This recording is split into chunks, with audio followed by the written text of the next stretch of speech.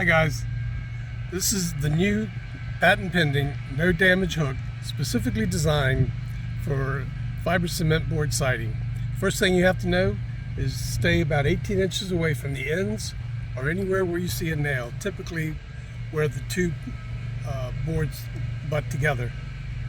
So you take, this is the installation tool, 9-degree angle. You can see it has a tapered tip so it easily fits between the slats.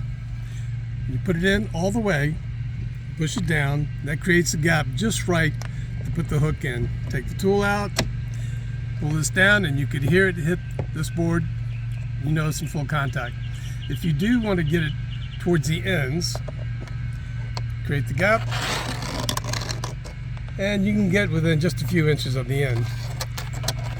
Slide it back, you can take it out, not a problem.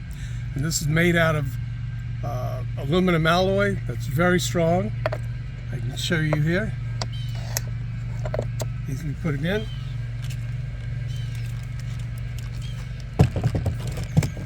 And that's 30 pounds. Plenty enough to hang decorations. Thanks for watching, guys.